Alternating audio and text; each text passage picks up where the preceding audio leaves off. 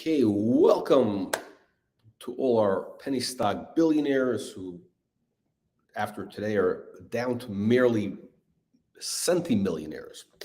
A lot of exciting things happening in the market today. We are obviously the market is crashing. Overall, markets are crashing. A lot of our penny stocks are holding up. So the big question is that we're going to be focusing on is what's next for the overall markets, Nasdaq, Bitcoin, kind of the speculative sectors, and most importantly, how do you make money with this? Where are the opportunities where you can get that 10x to 100x upside? And the other question is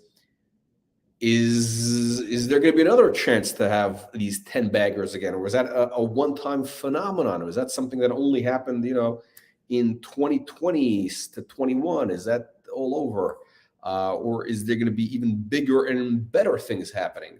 So that's what we're going to be talking about tonight. So to start off with, let's take a look at what's happening with Nasdaq. This is the weekly chart right now. So, you can see what's going on. It's broken below the 50-week moving average. I always use kind of the 50. That's, usually pretty good across, most time frames, weekly, daily, even hourly. It's been, the Nasdaq, the market has been shaky for a little while now, and we talked about it on a live stream a few weeks ago where I said, it's very, it's kind of hard to see, the direction because it could go either way. And that was right at this point right here, which was roughly 2 weeks ago, where it could, you had a bit of a base there, or, where it could, catapult to a new high, or it could kind of roll over. And now we're clearly seeing that it is rolling over. We're below the 50-week moving average now. It's kind of today, if you look at where this chart is right now, it's kind of a high conviction selling. I mean, this is it's definitely a trend that is broken. I mean, it looks like it's cutting through this moving average like a hot knife through butter, as the expression goes, and that is the deal. So let's take a look kind of where we've been in the past. As you see, the 50-week is, it's not as sensitive as, let's say, a 20-week. Let me see, I can even show you a 20-week. Maybe we'll see a little bit of a difference. 20, they'll give it a little more sensitivity. Of course, once you do 20, then you have more possibilities for fake out, which, as you can see, you have that. But you don't want to be. You want to be going with the trend generally. So you want to be long when it's above the moving average, and you want to be selling, or if you want to short, you want to be shorting when the index or anything breaks below that moving average. And this 50 moving average is good for, I use the same thing for Bitcoin, for everything pretty much. Okay, so as you can see, anytime it breaks below it, it tends to really drop further. I mean, by the time you see it break below the 50, it's already dropped quite a bit. So we saw this happen last, this was last February, March. You see the break. Once it actually broke, it was another nice drop. You saw the same thing in 2018. You can go back. 2016 wasn't as bad. You had a couple of fake outs over here, so there weren't big drops. Again, you had a bit of a fake out over here. 2012 here, big fake out. And the big one though was right here. As what do they call it? The GFC, the Great Financial Crisis. So the big crash. It really it broke below the moving average December 2007. So right the last week of December 2007, broke below. Kind of tried to in May it tried to break it above the moving average, didn't quite make it, and you had this kind of waterfall thing happening, and then it broke below. Okay, and here we are right now. So, and of course, Oh, look at this. We got time travel here. Time travel. Okay. Okay, now I screwed up the chart. I don't know how to get. Okay, here we go. Okay. Um, things look like they're going to get pretty ugly. I don't want to. I don't want to. Sugarcoat this. Things look like they're going to get pretty ugly. Let's go to the daily chart. By the way, there's good news. There is good news. There is light at the end of the tunnel. I'm going to get to the good news in just a second. As you can see in the Nasdaq, it broke below. You had a bunch of these fake outs on the 50-day moving average.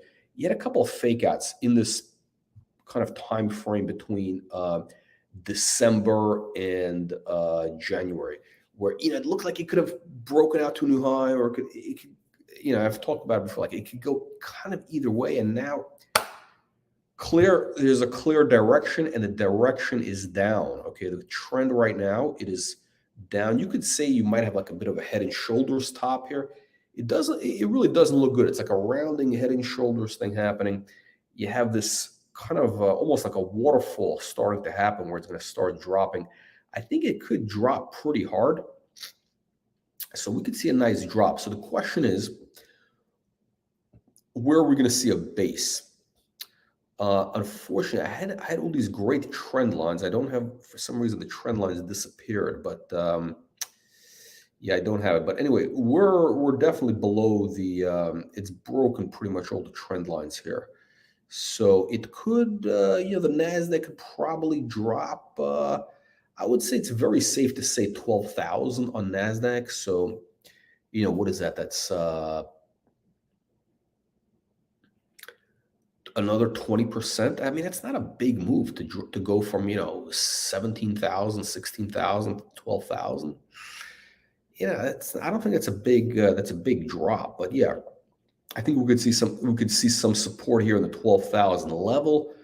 Beyond that, maybe 10.5 and 10,000. So, but between 10,000 and 12,000, you got some support.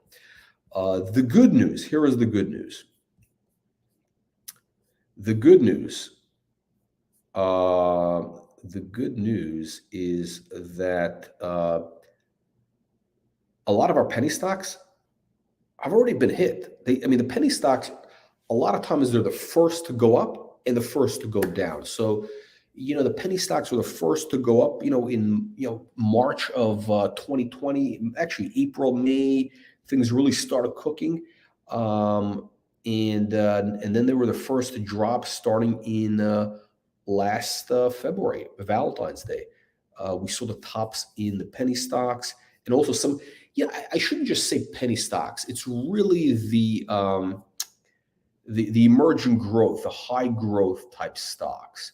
By the way, if you are just joining, make sure you join our Telegram channel. It's free, and we got a lot of great stuff there throughout the day. The link is in the video description below. And of course, if you haven't joined the channel, click the subscribe button, and you can become a member. I don't know, member, whatever it is, but you'll get notifications or whatever, and get our email. But the links are in the video description below. Let me just see some of what is. Yes, Michael, we haven't seen you in a while. Glad to see you're back. Yeah, the penny stocks have been down for quite a while. And let me just get this. What's going on here? Okay.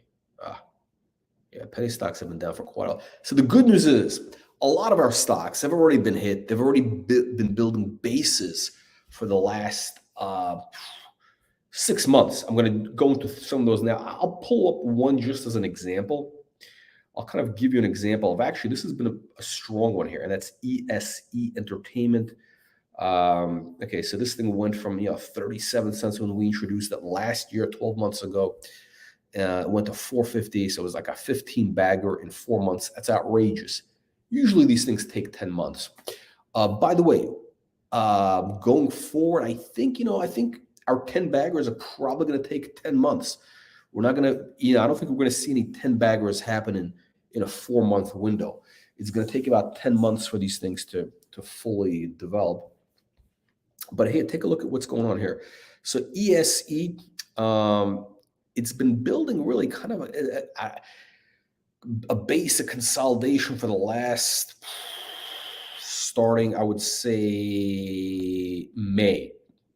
I think really, yeah. So April, May, you kind of started to see the beginnings of really over here. Now, here's what's going on here. What I don't like, I'm just noticing today's we're below the moving average, we're below the 50s. So, it's kind of in a sell mode right now. So it's probably, we could see the thing drop a little bit. It could be a fake out. We're going to see in a couple of days here what this means. Yeah, because there's definitely been quite a few fake outs in the last 4 months. There hasn't been a clear trend. I think we're going to build a base here. We're going to kind of somewhere in this dollar to $1.50 range. It's going to happen, and once that happens, this thing is, it's going to be in my opinion, $10 plus stock, 12, even $14. That's an example. Let me give you another example of another stock. No, not ESC. Former Next Super stock, which I'm actually at this point I'm a bag holder. I'm holding shares here, and this is Fans Unite. Fans Unite. We introduced it at 17 cents. It peaked at was it 230 or so, and it looked like it was building a base really again from that May period right into November. It kind of broke down a little bit, but yeah, if you notice, it's not like it's waterfall and crashing. It's kind of just crawling along. It's looking for a firmer support and a catalyst to move up.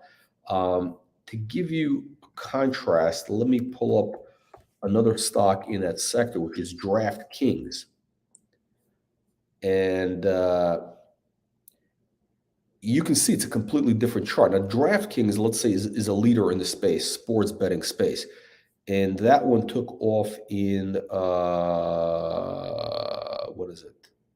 Yeah, March of 20. Oh, so it took off really in March, right when the lockdown thing, the COVID thing started to happen, and it accelerated in August of last year.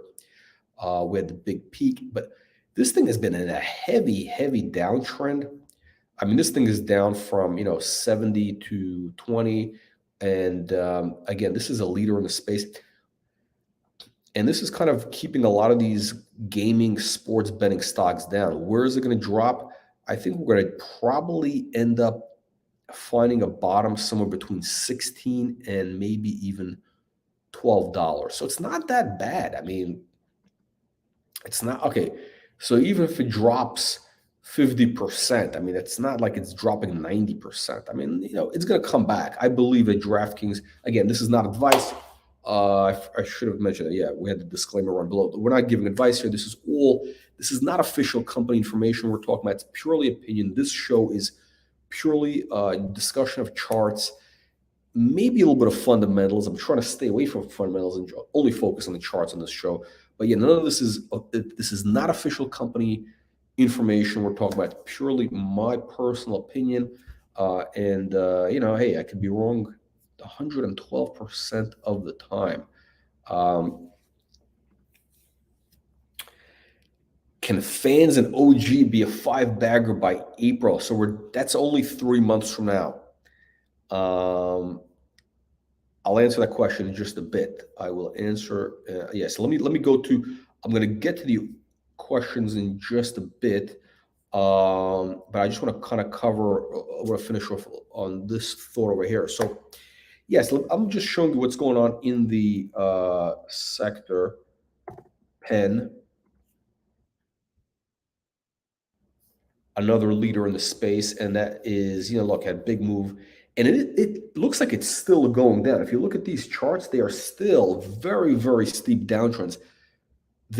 Not at all like what do you call it? Fans Unite. Can I pull up and do a comparison? Can I do one? Interesting. I'll do a red chart. Okay. It's kind of okay. So interesting. Okay, so this is side by side, basically. Penn National, Fans Unite. Um, I think what you see happening though is um, Fans is more or less been kind of stabilizing here. The downturn here on Fans has more or less stabilized. It's not a steep decline. It's no longer that steep decline. On this chart, though, it's not as apparent. It's not kind of as apparent. Whereas Penn, DraftKings, here's another actually former client, Fubo. Fubo. How do I clear? I want to clear this up. Okay, so Fubo. Actually, Fubo, it's a stock that debuted February 2020 at $10, ended up going to $60 onto the New York Stock Exchange. So yes, we have had some New York Stock Exchange companies on our program, and look, we're back down to $12 here. So it's done a round trip. Although I think, I'll tell you what, if you look at this chart, I think this thing is pretty close to a bottom. So Fubo could be bottoming out at $10. Um, and I think stocks like Fans are going to bottom out. ESC is not a sports betting company, but although they do have now they do have some exposure to the sector with the new acquisition. So I think that that's there's going to be some good things happening. The bottom line is this: is that if you look at it, look at the big picture. Is sports betting, is it all of a sudden going to stop? Not at all. Sports betting, legalized sports betting, is just getting started. I mean, the legalization is really just starting to gain steam. I think there's a bunch of new markets that just went legal, and this is going to be a massive, massive trend. But of course, this is what happens with everything. Like stocks, get way ahead of themselves. Buy the rumor, sell the news. I've said that so many times on this show. Is that the stock is not the business, the stock is not the sector, and the sector is not the they're not related, right? So and again, we have some companies that are doing tremendous things, like ESC Entertainment as an example. These guys, their revenues are up 5,000%, 50x the run rate since last year, and the stock has been taking a hit. So it got way ahead of itself in the beginning. It went up 15 times, 17x, and now it's way down, way behind, and so now it needs to catch up to the fundamentals. But yeah, sports betting, I can guarantee you. I mean, actually, this is the one thing I can guarantee. I'm willing to make this as a guarantee. Is that sports betting business is going to be bigger in 12 months, even 6 months from now, than it is today. So these guys are going to be all generating much more revenues 6 months, 12 months from now. Again, I'm not giving advice on any particular stocks, but this is obvious. It's apparent. It's like saying, hey, is cloud computing going to be bigger? Is a the future, the things are e-vehicles, electric vehicles going to be bigger in 6 months than they are today? Absolutely. In a year from now, absolutely. Is AI? I mean, plant-based foods. Okay, plant-based foods is something that's just getting mainstream right now. The vegan thing is just getting mainstream now. Is it going to be a trend that's going to be here, 10 years from now? I have no idea, but I can tell you this much: it's going to be bigger in 3 years than it is today.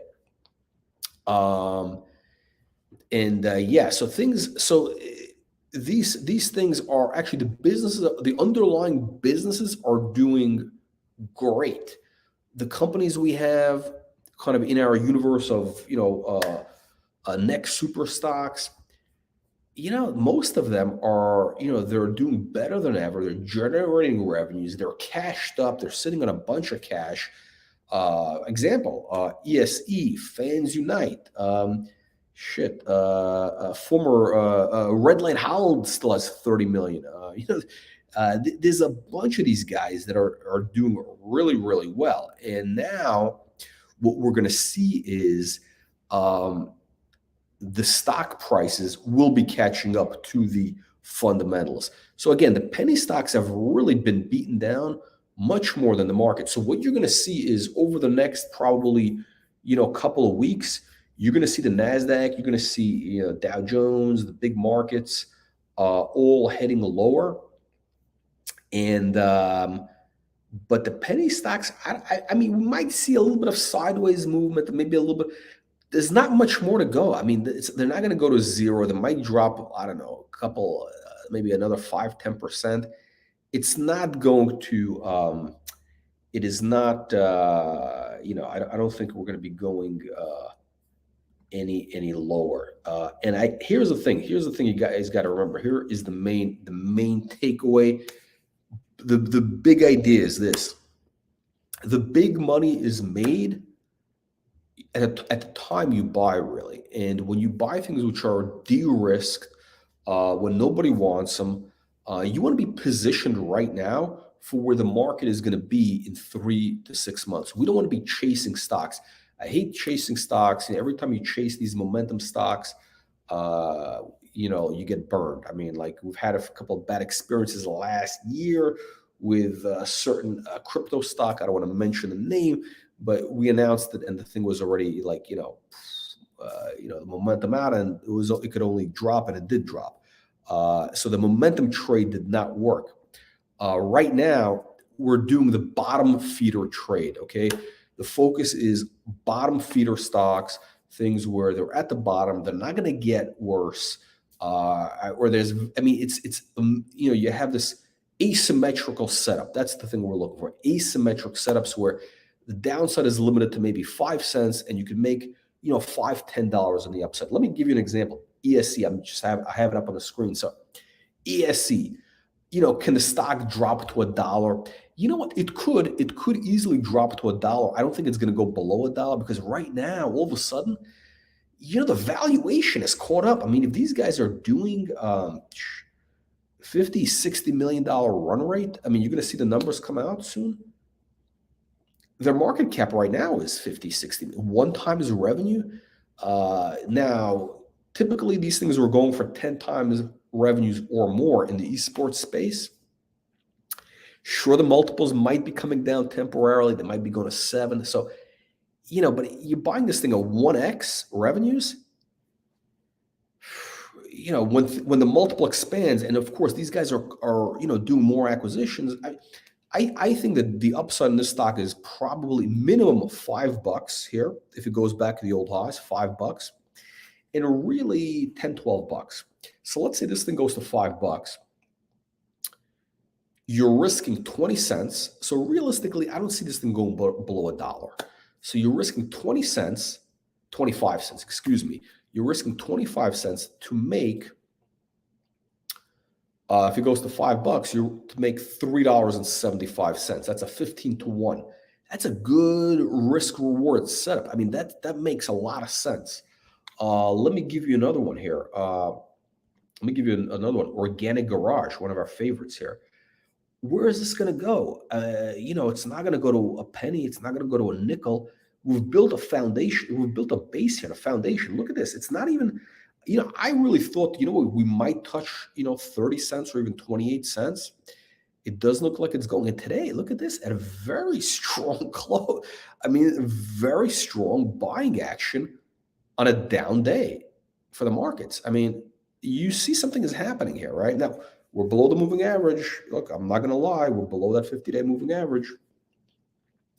But it's going to catch up. So it's going to build a base over here. But look, what's the downside here?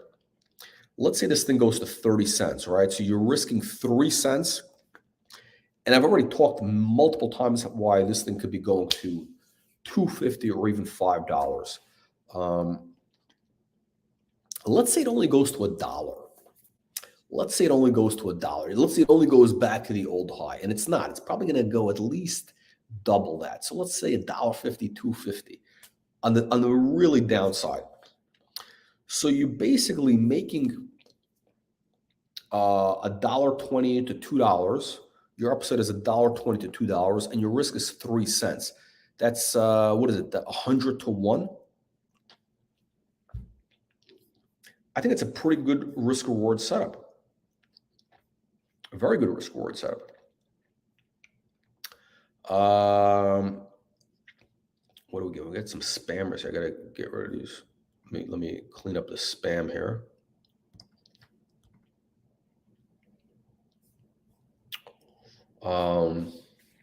Yeah. So yeah, so that's the thing. We're looking for these asymmetric risk reward setups, and now is the time. It's very similar to what we saw March of 2020. March of 2020, the markets fell apart. Everything looked like crap. I mean, we were really staring into the abyss, and the money was made buying these stocks in that March April timeframe. Does anybody remember Imagine AR or Next Tech? Those are two of our clients. Imagine AR, I think, got as low as 2 cents. Let's take a look at Intar. So Intar at that time, right? So Intar back in blast from the past. So here's what happened. And actually, their business, I mean, it was a little different. They didn't get into all the other stuff, but yeah, their business was going really good. It was a really good uptrend. They had cash, and they had the Corona thing hit. It dropped from $3 Canadian to 85 cents. 70%. What is it? 70% drop, 65% drop. It bottomed out in April. And you could have gotten it at 80 cents, but this is where you could have really gotten in here. You had kind of this double bottom, head and shoulders bottom happening over here, and the buy signal was right here, April 9th. That was the real buy signal, $1.56, and it went to $10. So yeah, and that was a stock that we introduced originally. When did we introduce? I think it was in August 2019, 50 cents. Wait, was it? Oh, yeah, it was August. I think it was, September, or yeah, it was 60 cents Canadian. Yeah, I thought it was, yeah. So that actually, you know what? I was looking at the, so yeah, so that would have been almost a 20 bagger. Next Tech would have been was basically a 20 bagger. And, I think actually, I think at some point this thing is going to bottom out. I don't think we're there yet, but yeah. Let's take a look at IP. That's another former client. And let me show you how horrific this thing was. From February, it went from 9 cents to 2 cents. And, it bottomed out over here, and it went back from, 2 cents, whatever it was, to 40 cents when we were involved. So it was basically a 20 bagger in that time period. So bottom line is, you want to get into these things when they are cheap, when nobody is interested. So let's focus right now on where we could see some opportunities. By the way, let me just pull up Tesla just for entertainment purposes. It's pretty interesting. The Tesla, it's not really looking weak. I mean, it's kind of below the moving average, but it's not. This doesn't look like a chart that really wants to drop. I mean, it really doesn't look like it wants to go down, as crazy as it sounds. Again, I'm not a Tesla, a fan or whatever, but this thing really, it kind of doesn't have that. It doesn't give off that vibe. It's not like waterfall. Yeah, I mean, it looks like it's forming these consolidations where it could break out. Again, I know this technically looks like it could be a head and shoulders, but yeah, I don't know. It's very strong. By the way, let's take a look at Kathy Woods. How's Kathy Woods doing?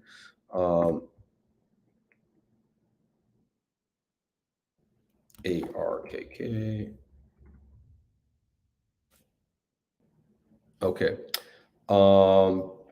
Yeah, so the Kathy Woods ETF looks like it still has a way to go. It might go, I mean, it almost looks like a little NASDAQ chart. It could go to 58. So we got about another 20%. I think these things could go another 20%, some of those big names. Um, yeah, I mean, this thing is kind of accelerating. If you look at this chart, I mean, it looks like it's just accelerating the downtrend. The downtrend is just snowballing. The acceleration is snowballing. So the ARC thing looks really bad. This is the innovation index. It could drop. It could probably bottom out 58, 50 range somewhere here, 40. It could drop pretty hard. Uh, Compare that to, okay, by the way, a new client, new debut stock. We're going to be introducing Pharma Drug next Tuesday. Again, highly speculative stock, drug development space. They're doing very interesting things with psychedelics, some other compounds.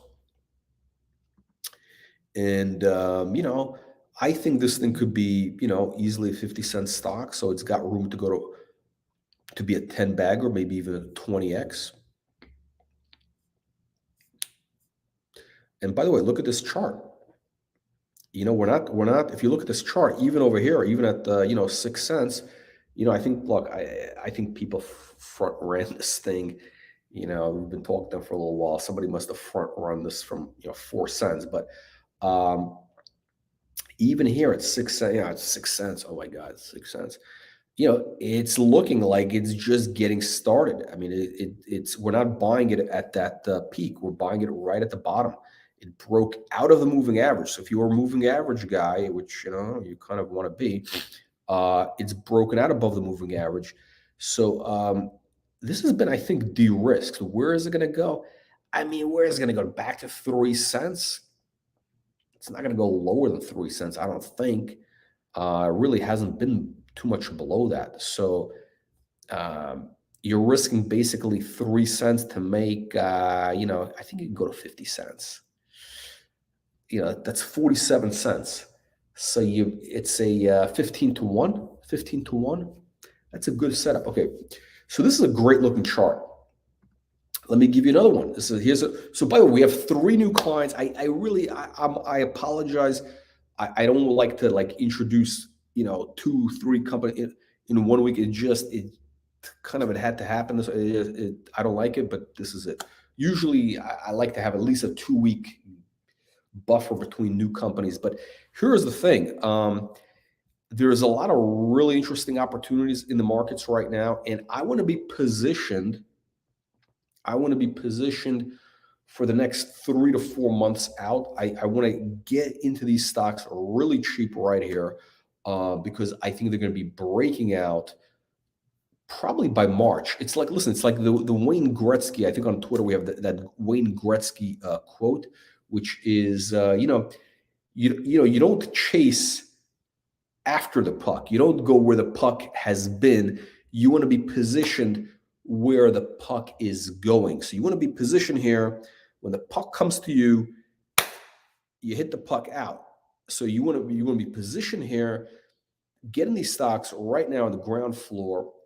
When they become 10 baggers, then you're in a position to sell those off. You want to be selling them to the FOMO buyers, the momentum buyers. So we want to get in cheap, de-risked, sell when it moves up. Somebody was saying, oh, pharma drug, by the way, 300 million shares. Yeah, I think they got I don't know, 300, 400. It doesn't matter. Guess how many shares CBDT had? By the way, let me just show you something interesting. I'm going to show you something interesting. Okay, so this is pharma drug, right? Let me show you CBDT, which, by the way, CBDT, exactly the same, had 300 million, 400 million shares out, whatever the number was, when we began it at 5 cents a year ago. Actually, 13 months or 14 months ago. It was a nickel. It went to 250.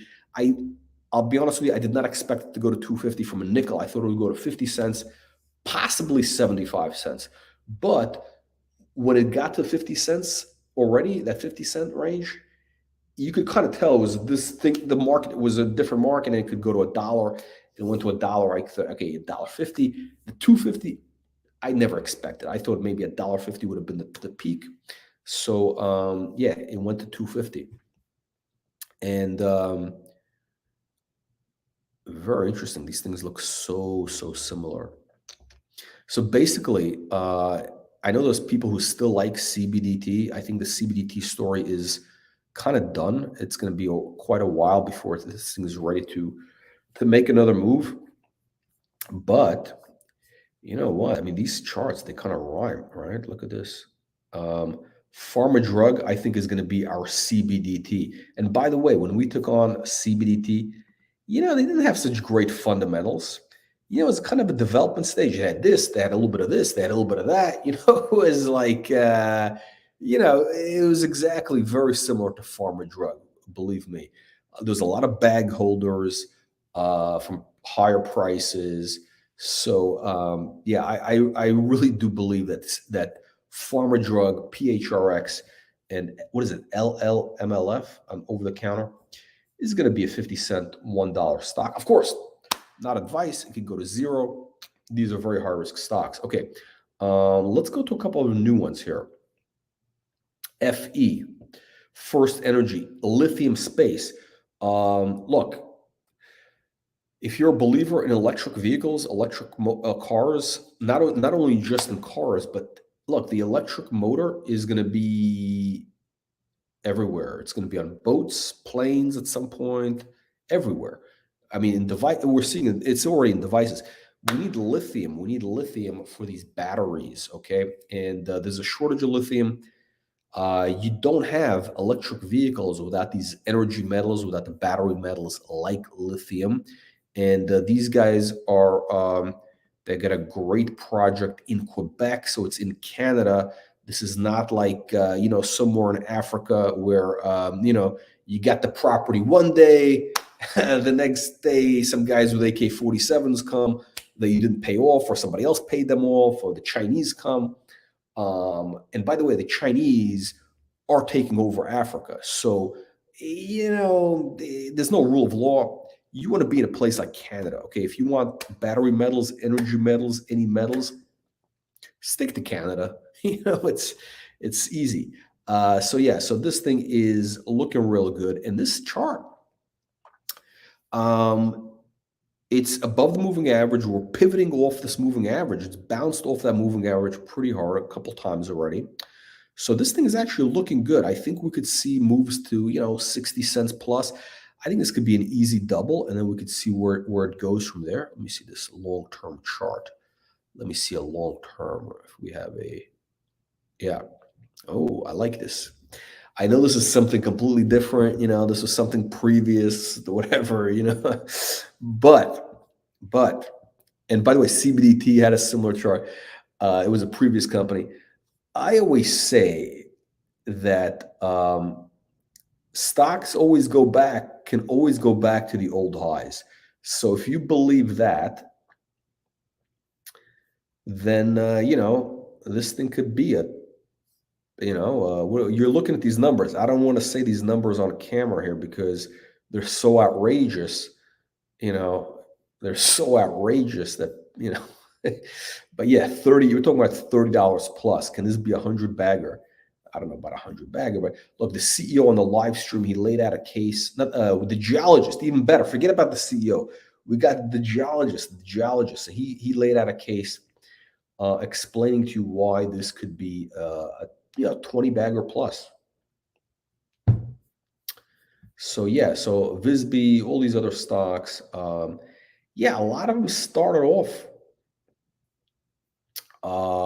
really cheap, and they had some, what do they call it? They had some hair on them. They weren't.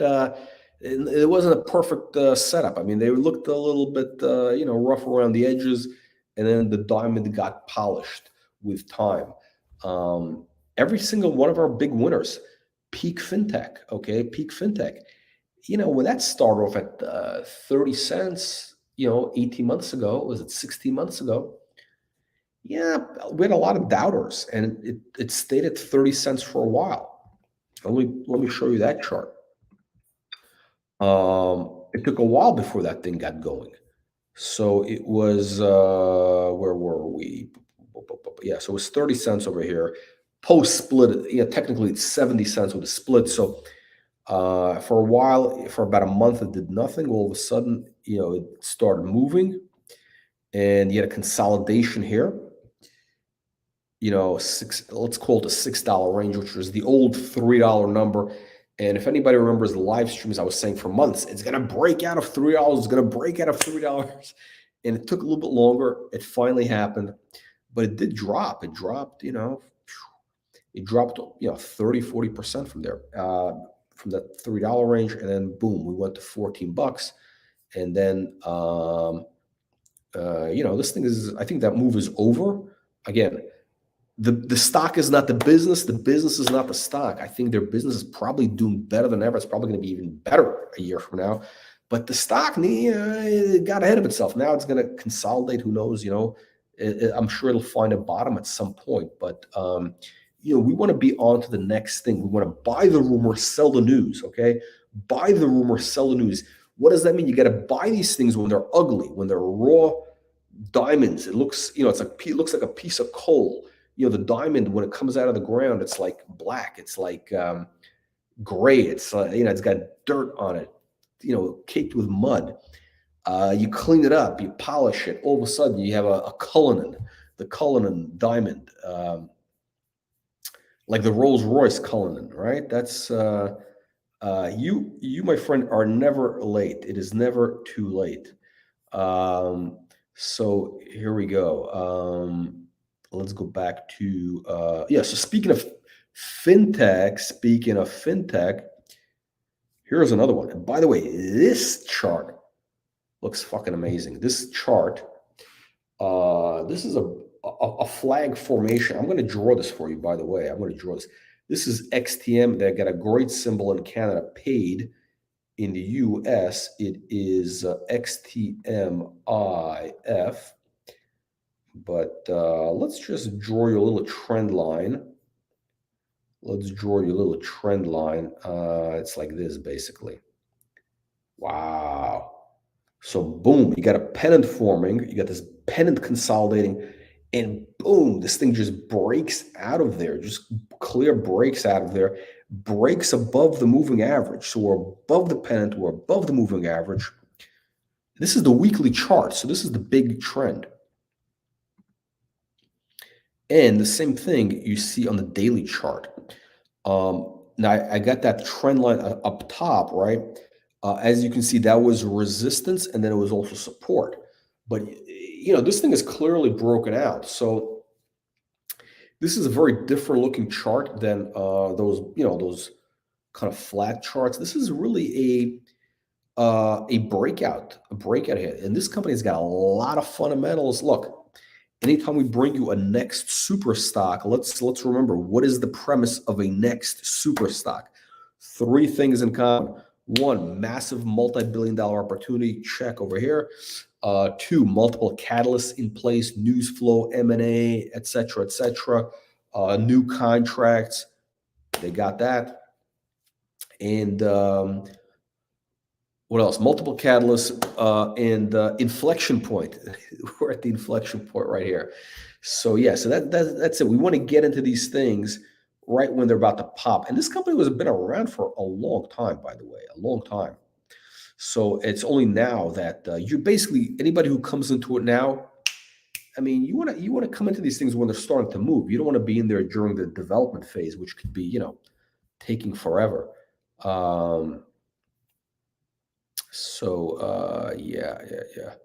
Let me just catch up on a couple of things over here. So that is one of our new ones. And again, we're going to see these stories roll out over the next few weeks. If this was last year, this stock would have already doubled as soon as we introduced it.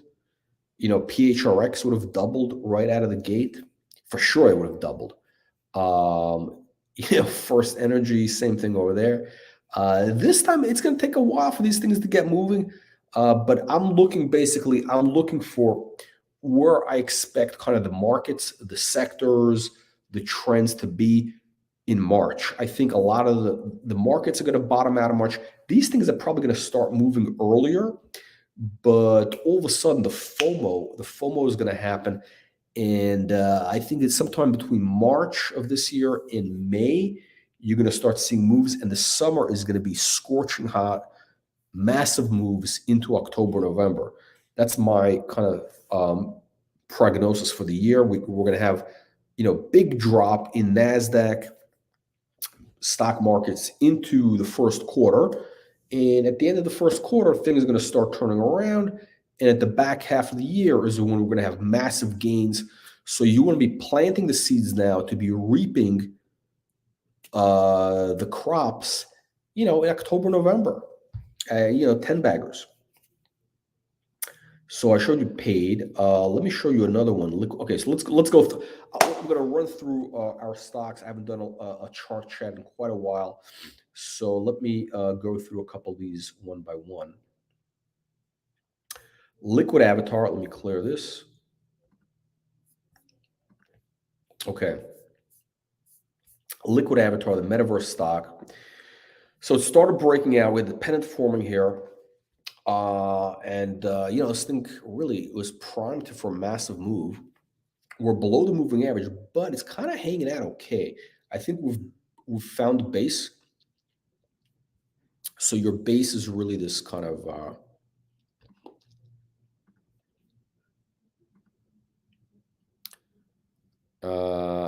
this is kind of where your support is right now. We're going to bounce off that, probably build a double bottom and pivot out of there.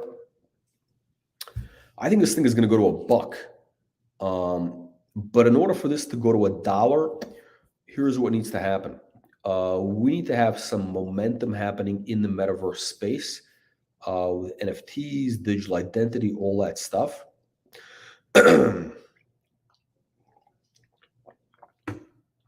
And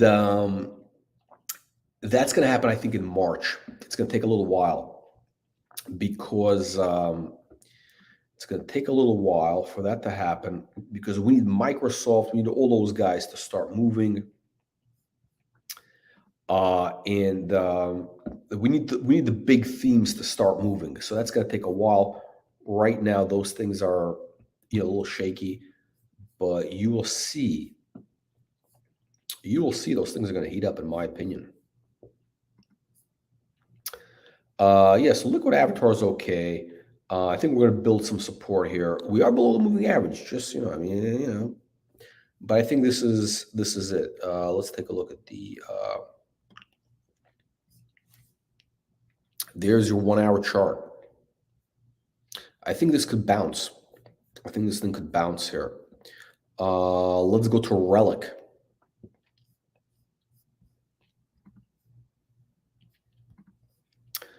Okay, so Relic, if you look at this thing, it's really been a very nice kind of uptrend, higher highs for the most part for quite a really nice kind of up channel.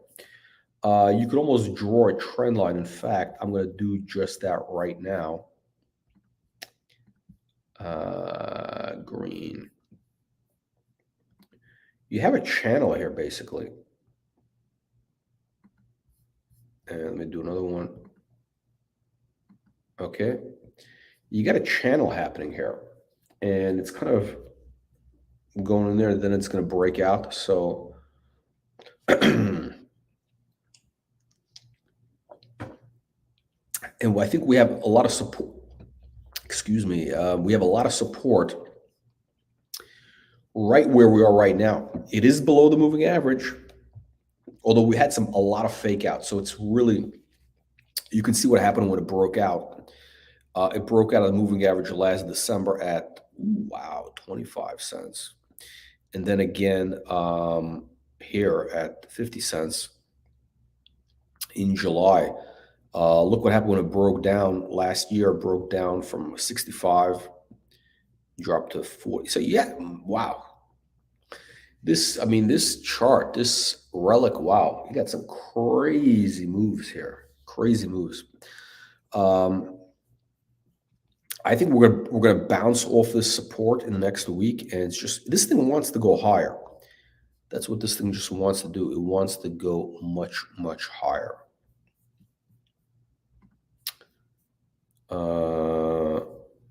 Yeah. Yeah, no, but this, yeah, we've been consolidating, but this thing, it's going to break out at some point. I think this is going to be 250 by,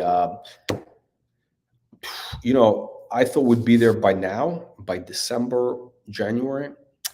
I think it's going to take another 4 months.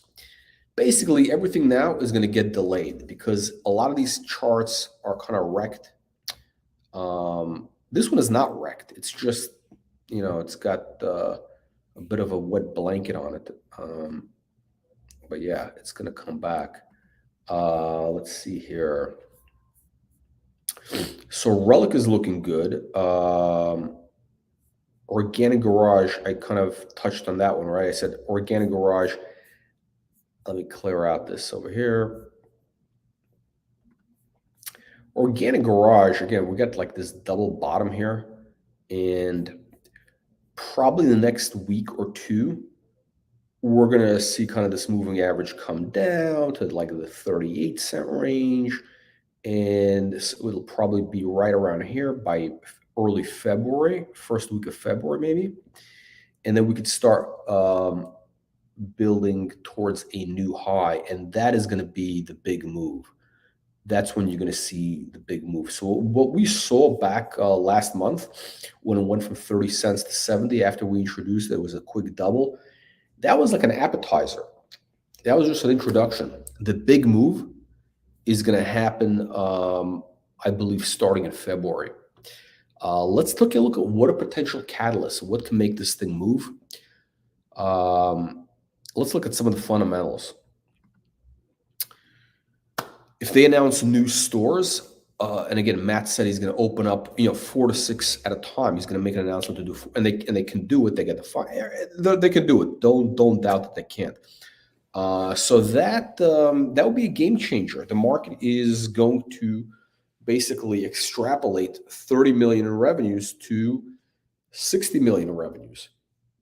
So, I mean, that right there is good enough for a double. They got the plant food, as I call it, the future cheese stuff, moving along. They got new SKUs coming out. They got new distribution. They got all that stuff. Now, I think, though, what is going to be the driver for this in the short term is going to be the store opening. That's my personal opinion. I know some people think it's going to be the future cheese stuff, but I think once they announce 4 stores or whatever it is, you're going to see some crazy moves in the stock. And then I think that's what's been holding this thing back is, people are saying, oh, they only have 4 stores or whatever, but yeah, it's going to be then it's going to start trading at 2x revenue, so it can go. I mean, right now it's trading at 1x of 30 million revenues. If they go to 4 or 6 stores, the market is not going to value them at 1 times future. It's not going to be 60 million. I think it could be 2x future revenues, because the market is going to assume that Organic Garage, once they do 4 new stores, then they're going to have another 4 stores, because that's the whole idea, right? So the market is going to extrapolate 12 total stores as opposed to 4 from now. So the multiple is going to expand, 100 million valuation. So you got $1 plus right there. Yeah, we're going to be doing another live stream next week. I'm not sure what day yet, but we will be doing an update. So that's Organic Garage. I know I've been talking about it a lot. I know people are tired of whatever it is, but you know what? Look, what I really like about the stock is I think it's the most kind of de-risk. It's like free money basically, and you got limited downside. The upside is $2.50 to $5. The downside is a couple of pennies. What is it going to go to 30 cents? It's nothing. It's a great risk reward setup. Let's go to Visby. We got a lot of Visby fans here. Now, what is going on over here? Let me just draw you a little trend line. Hopefully this shows you a little support. You know, Visby, I don't know if any of you guys know this, but it's a tech stock. Disruptive innovation, AI, and you know, those things have been getting hit. And I think now Visby is not completely correlated there. So I'm actually shocked that we dropped below the support of here. I really expected it to stop right around here at, you know, roughly 98 cents. We broke below that level, not unusual. So you got another level of support really right here. Just kind of this. Basically, it's this. It's not this, it's a little bit higher. It's a little bit higher than there. So it's kind of right around this level here. We're kind of at or near support on Visby. You know, again, look, we're below the moving average. You know what that means. But this thing, I think we're going to turn around here at some point in the next couple of weeks. It's gonna turn around. Let me look at the 1 week chart. Yeah, this is yeah, there you go. It's below the moving average there on the weekly.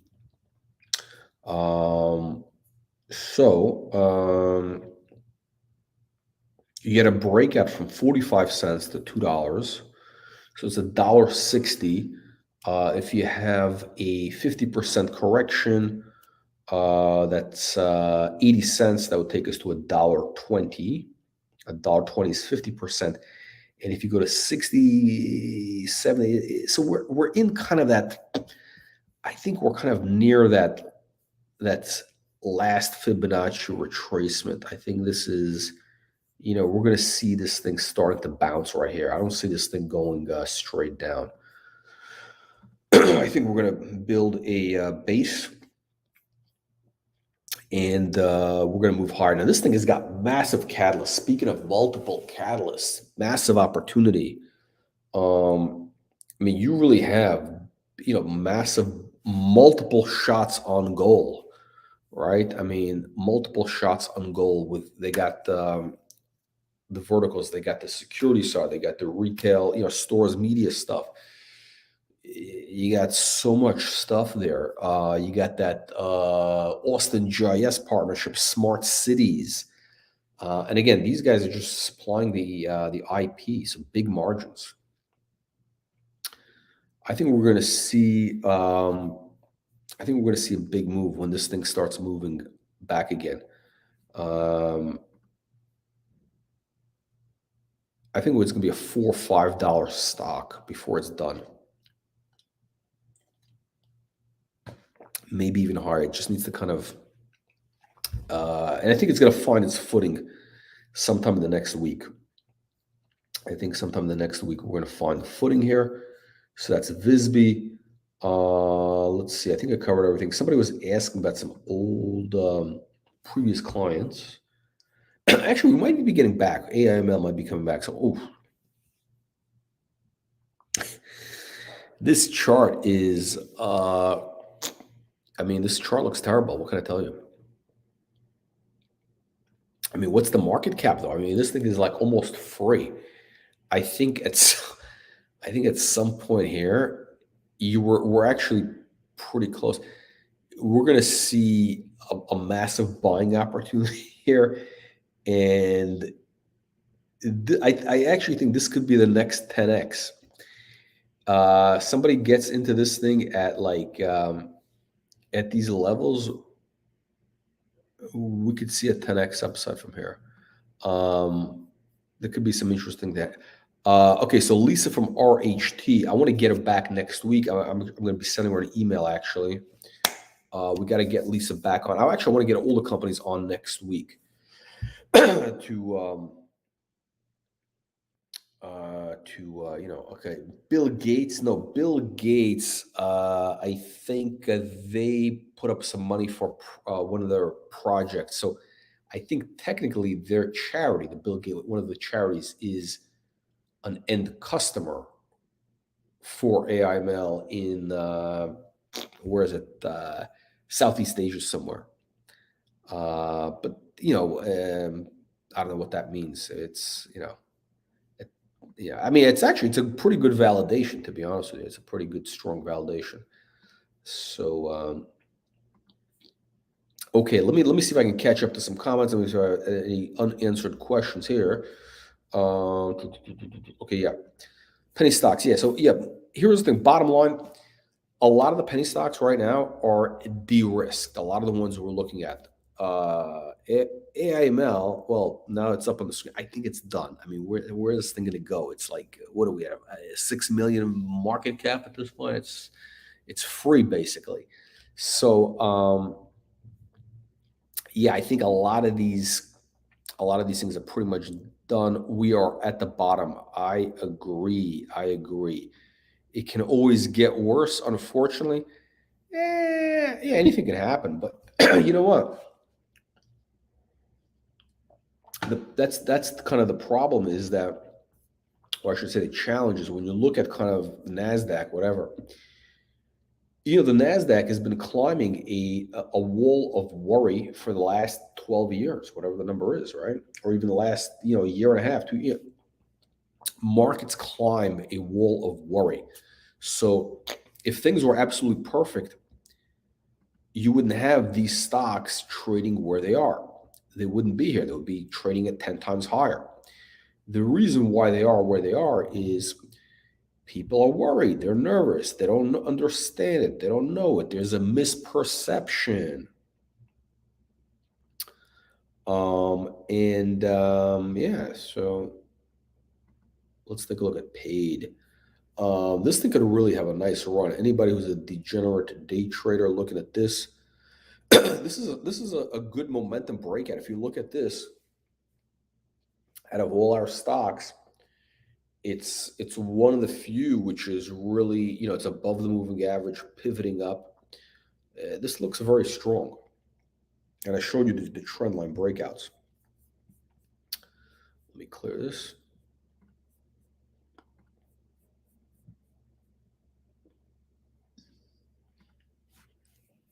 Yeah, Visby.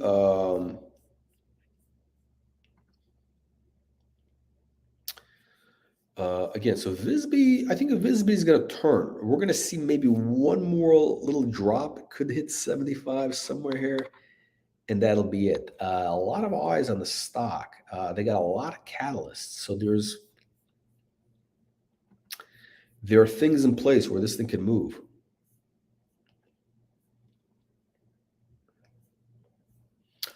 CRVC. Let's pull up CRVC. Former client, CRVC.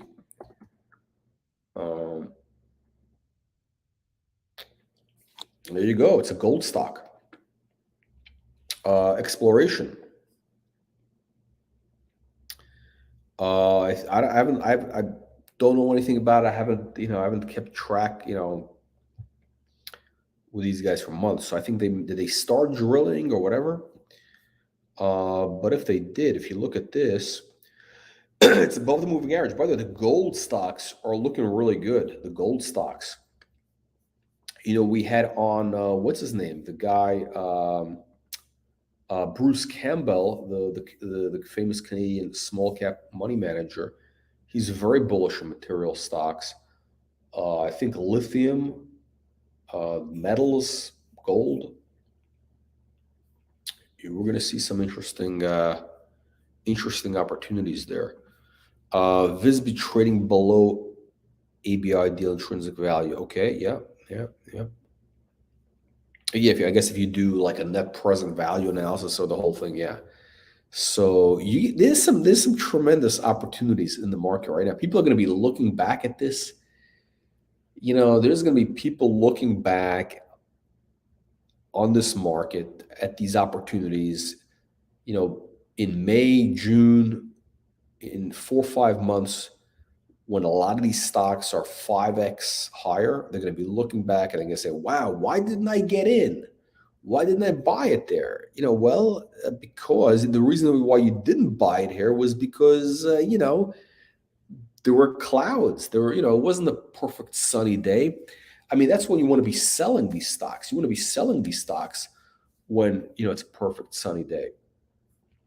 Margin of safety. That is the thing. That is the word I'm looking for. Margin of safety. I like margin of safety. I like the Warren Buffett thinking, margin of safety. So when I look at a chart like this, to me, there's a margin of safety. You got the downside is limited, 3 cents. Where's it going to go? Nowhere.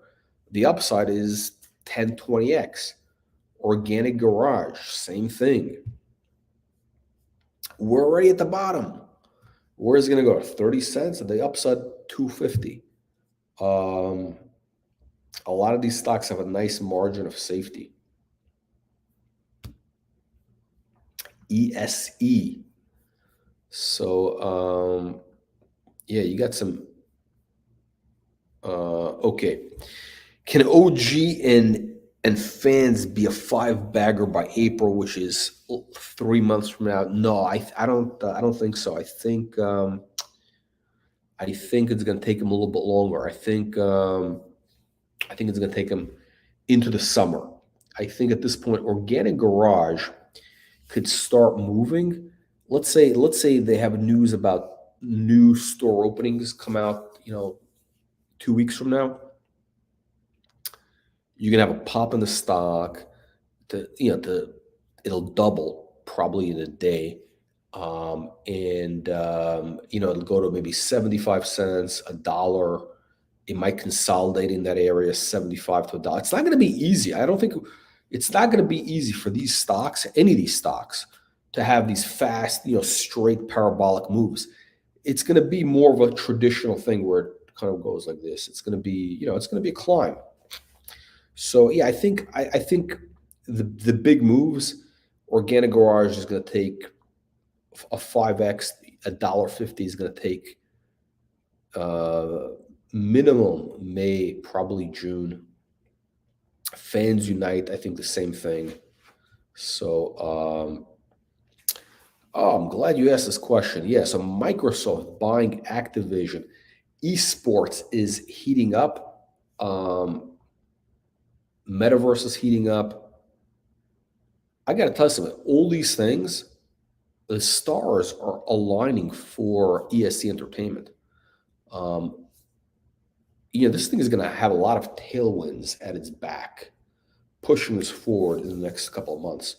Esports is going to be one of the dominant themes, next 12 months, 18 months, whatever. Okay. Yeah. What's interesting? I'll tell you something interesting. Originally, I was talking to these guys at the PHRX last November, when it was 2 cents. It was it was two it was 2 or 3 cents. It was right here. It was November of last year. Right after we signed up with Red Light Holland with Trip. And I was like, you know what? And these guys that were doing like psychedelic stuff, whatever. I was like, you know what? Like, I can only handle so many clients at one time. And at that time, we already had stuff that was moving. We had Trip, other things. So I said, like, at the time, the symbol was Buzz, BUZZ. So I liked the chart. I liked certain things, but you know what? My plate was full basically at the time. And sure enough,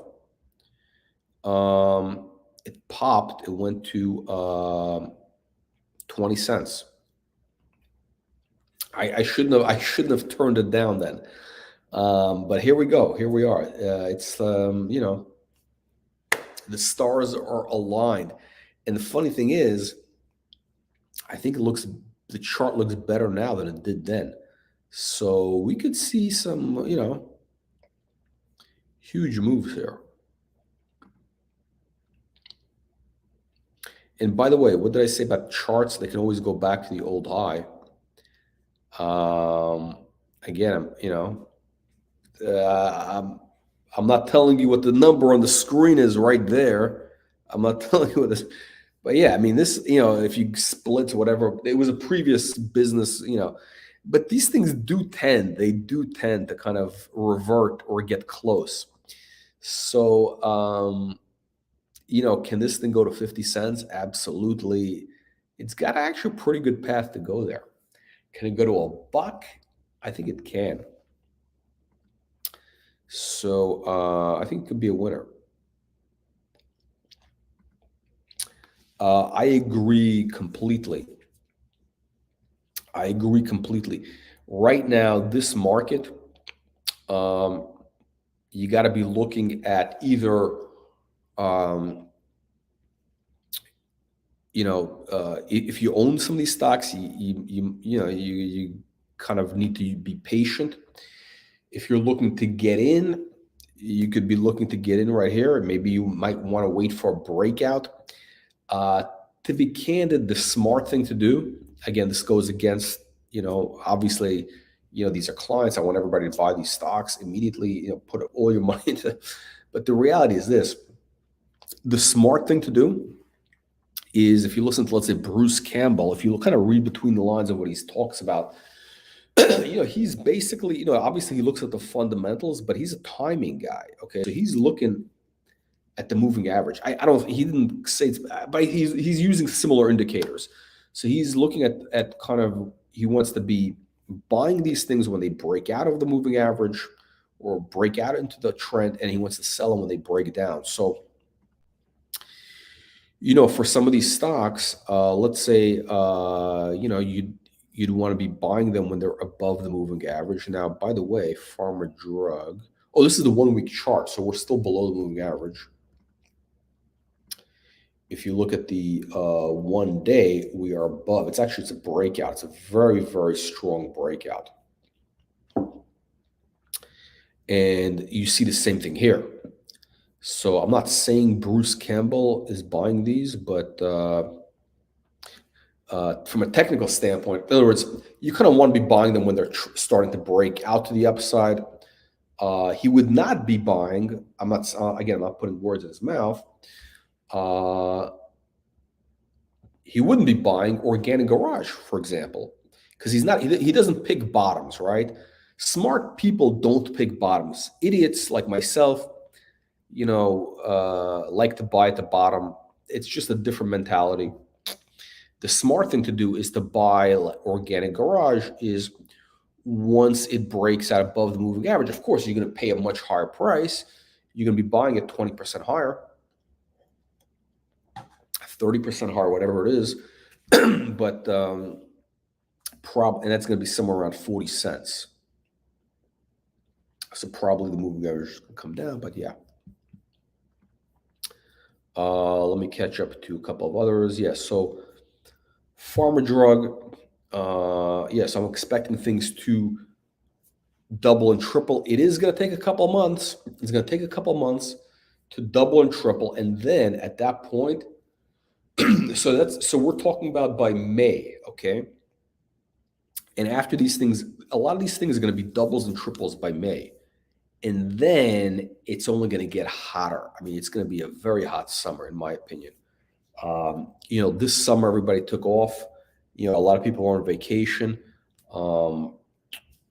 I think this year you're going to see massive moves.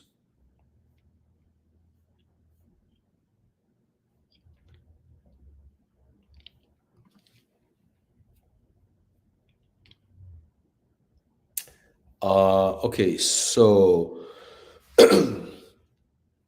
what's going to make okay? So right now, let's take a look at ESE Entertainment. So the theory, okay, or the thesis, I should say, not theory, but the thesis, or my investment thesis at least, is this. This thing is trading at like a $60 million market cap. They're doing probably close to $50-60 million run rate in revenues. In theory, this thing should be trading at least 5 times revenue, so 300 million. So the stock should be $7.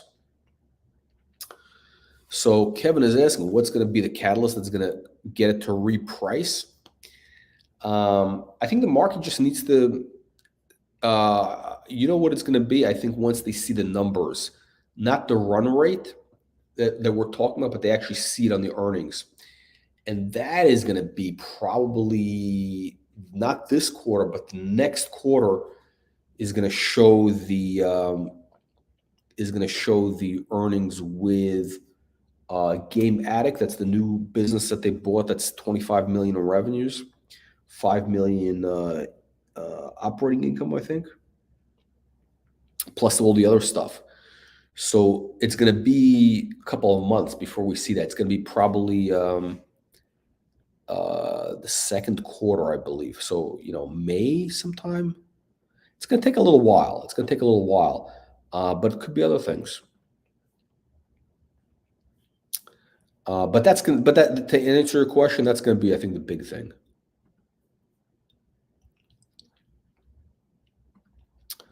Yeah, a lot of shares. Yeah, I think, look, the more shares, the better. I'm looking at the market cap. I don't really care about the share count. The market cap is cheap. I don't know. It's like 20 million, whatever it is. It's nothing. Let's say it was 400 million. So that's 25 million valuation.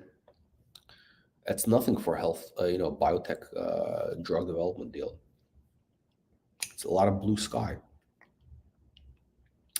The more shares, the better, because you got more trading. You got a lot more volume. People like that.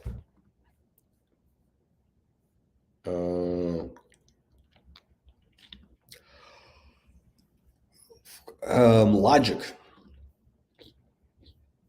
We haven't talked about Logic in a while. Logic is, I think we're building a base here. Look at this. Yeah, it's building a base. Again, below the moving average, but at some point, this thing is going to run. And look at this. Look where it's been again.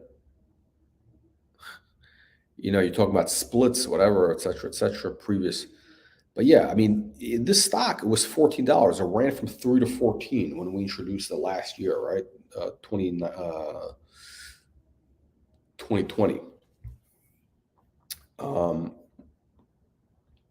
And I'm certain it's going to happen again, just the way it is. DWAC. Let me see. I don't even know anything about this. I barely know anything about it. Yeah, I don't know. Crazy valuation, no? I mean, the idea.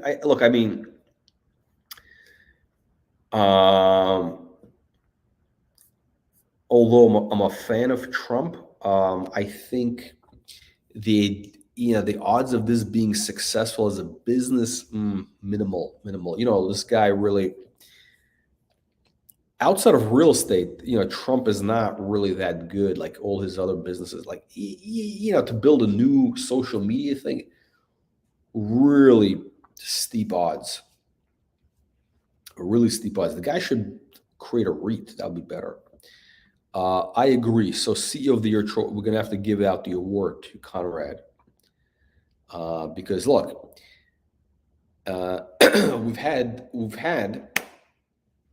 so the runner-up. Okay, so I would say there are 3 contenders for the CEO of the Year trophy, but there's 2 things we're looking at. We're looking at stock price performance, which is important, right? Who had the best performance and what has stayed up. Number 2, actual fundamentals of the business. What have they been able to do? Where do they start from? Where do they go, right? So I would say the runners up would be Peak FinTech, because that was a 20 bagger. You had CBDT, that was a 50 bagger. So I would say the silver medal goes to CBDT because that was a 50 bagger. The bronze goes to Johnson from PKK because that was a 20 bagger. Now, why does Conrad get the medal? Because although now ESC was a 17 bagger, 1700%, but ESE actually increased the run rate from a million to 50 million to 50 million. That's much more, much bigger move than the other two guys. And at some point, it's going to catch up to the stock. So we're going to see big numbers on ESE.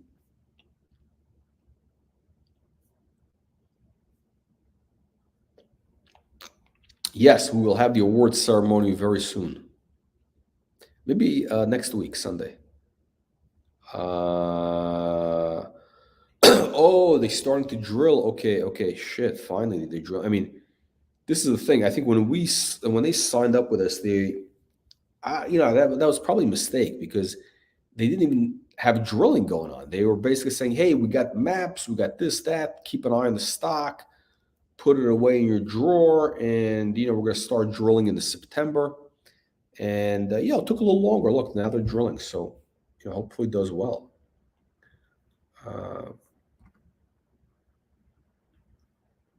Yeah. What's interesting, and this is what we talked about with Bruce Campbell on the live stream, is that the bottom is probably going to be the bottom in the market is probably going to be exactly after they announce the first rate hike. So if they announce the big rate hike in March, by then that's already been priced in. I think it's getting priced into everything right now. So by then it'll be old news. It'll be already in the rearview mirror.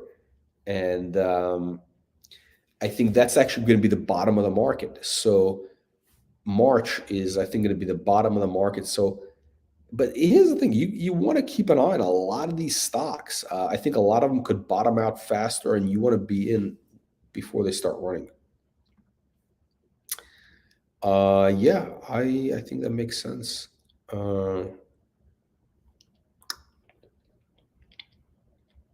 Okay.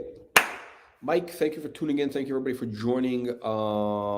And hopefully next time I see you, we're going to have much better looking charts. And probably Sunday next week, we'll see. Yeah, the reason kind of why I haven't done the chart chat in a little while is like things didn't really have like a lot of these things were missing a direction, or at least the NASDAQ, we were looking for a direction, and like I kind of want to see a direction. So now we see the NASDAQ is heading lower, but our penny stocks, our next super stocks are actually kind of, either they're at the bottom or they're close. They're closer to the next big run than they are to the top. Whereas some of the NASDAQ stocks, like, if you look at, Amazon.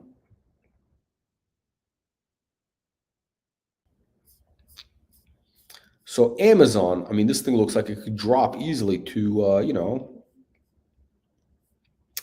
well, you got a little bit of support here in 3,000 range, but then, 2,100. So this thing could drop 30%, $1,000. Let's take a look at Apple. Big NASDAQ high flyers. Apple, I mean, this is actually an uptrend, very strong uptrend. But, I mean, it's below the moving average. It's hard to say, the Apple is such a strong uptrend that I kind of, I don't see it doing a massive drop. I mean, just such a strong uptrend. Could it go to 137 and 140? Yeah, for sure, easily. Even here, but yeah, but the main, our favorite stocks are looking good. Let me pull up NEO. It's a stock I haven't talked about in a long time. I hate this company, but I gotta tell you, this thing is actually, you know what? This chart is looking kind of, It looks a little bit like ESC, some of our other stocks. This might be a base for Neo here. This might be, it's weird. It doesn't look like it's gonna, like completely waterfall. Let's take a look at PLPR. Somebody was asking Palantir.